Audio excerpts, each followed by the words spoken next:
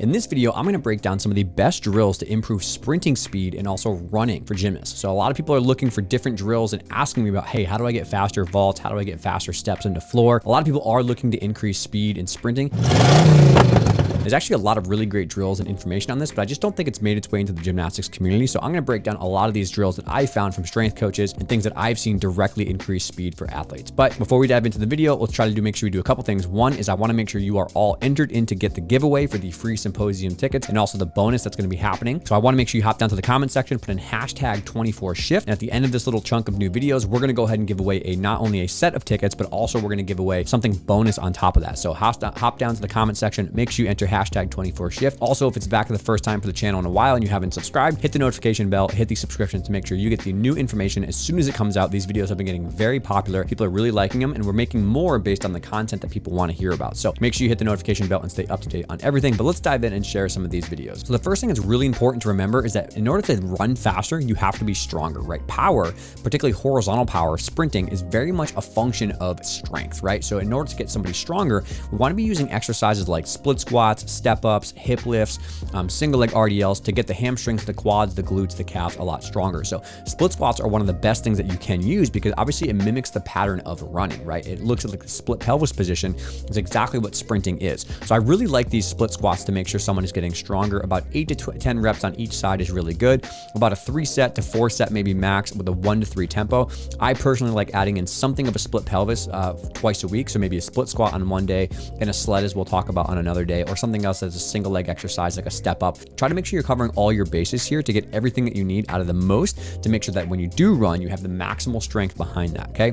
Common errors you're going to see when doing all these exercises, right? So split squats, step up, stuff like that. We don't want the knee caving in across the body, right? So Jen's doing a really good job of stacking that knee right on top of the foot. That's what's going to be really important for when someone does want to sprint faster going straight ahead. If the knees are crossing in or the arms are coming across the midline, it's going to reduce someone's sprinting power, okay? The second thing we don't want to see happening here is somebody who has an arched back, right? When you sprint, when you run, we do want to make sure the core is braced and you have a nice hollow position and you're sprinting forward. If someone is running with a really open scissor chest position and their back is arched, it's going to reduce the amount of power they can put through the floor.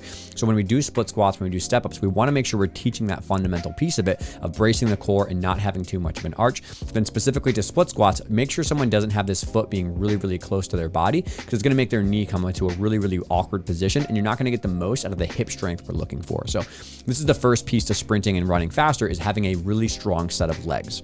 The second thing, going into a little bit more technical work of actually sprinting, is actually there's a really good way to run and a not so great way to run. Okay, and what I mean by that is when you have somebody doing a sprinting stride, we want to see this foot is coming up into a nice toes up position with the hip drive and the angled body forward, like we said, that hollow, but the hip is flexed up to 90 degrees. The toe is coming up, not planted, right? I think a lot of people are looking downward into that planted toe position because of gymnastics, but when you sprint, when you run, it's actually more efficient to get your toes up because when your leg goes behind you, you can put more force into the floor behind you to get your body to go forward, okay? So that's a very common thing we see. It's across all high-level sprinters and people who run the fastest. You definitely don't see them putting their toes down into the ground. Their toes are up. So this is something you want to work on, and this wall lean piston drill is a great way to do this, okay? So this is a great way to teach these lower level basics of sprinting, of just doing switches. So leaning and operating 1 second, 1 second, 1 second back and forth to teach that hip drive, to teach that shin up angle, and to teach that forward lean that we want when we go into sprinting.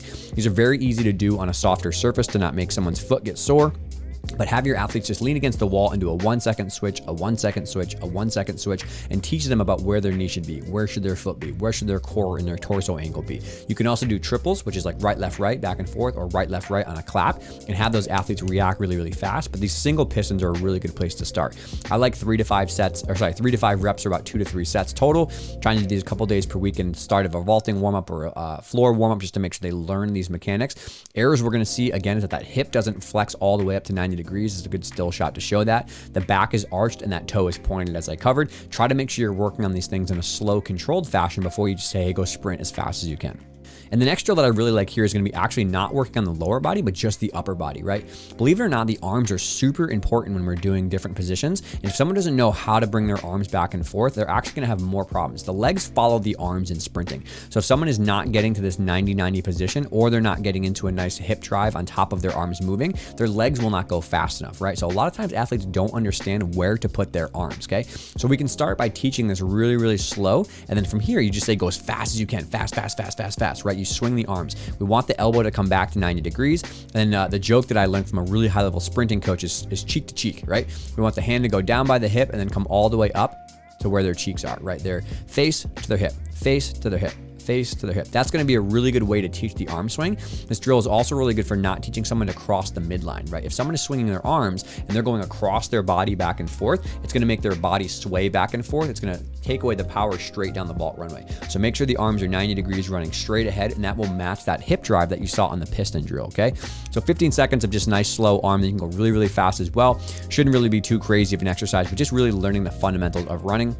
The common errors we see here are that the arms are not at 90-90, so the elbow is not up to the face, and then we don't have it being 90 degrees back towards the hip.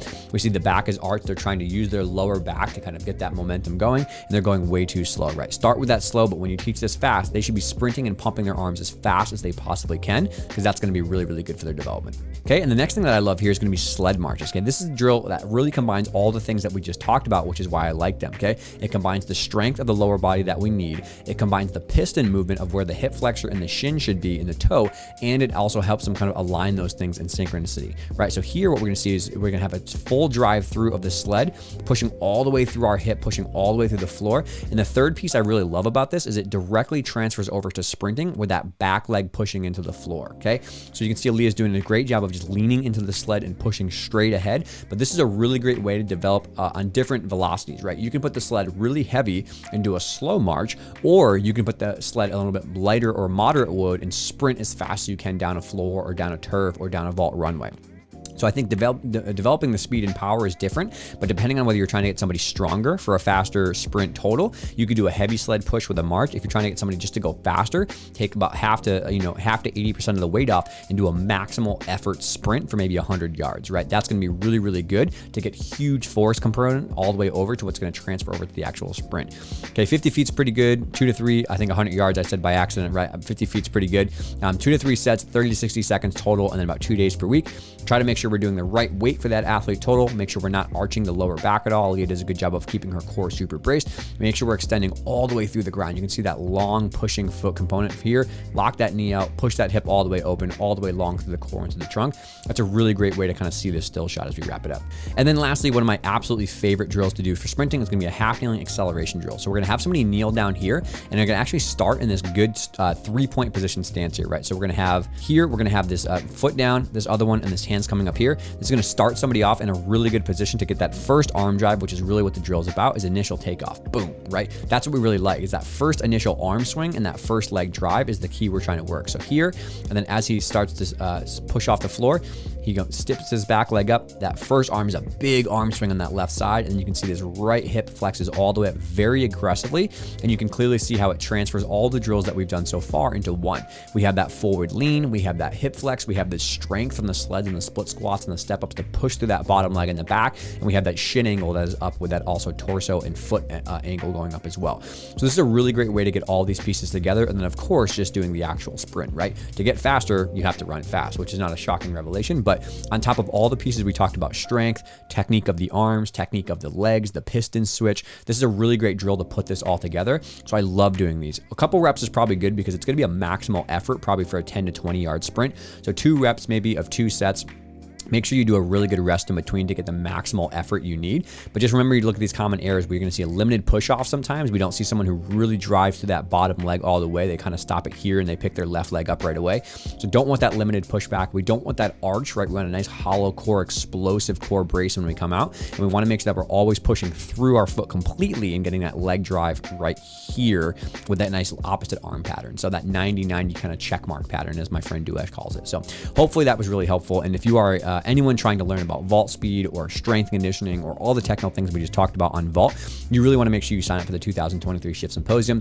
Day 1 has a lot of medical stuff, but day 2 and day 3 is where we're talking about this exact thing. How do you run faster on vault? How do you get that run into a good round off for, your Chenko or something like that? How do you transfer this on floor, along with many, many other vault, bars, beam, floor, rings, pommels? We're doing all those lectures as a separate women's and a men's day track together.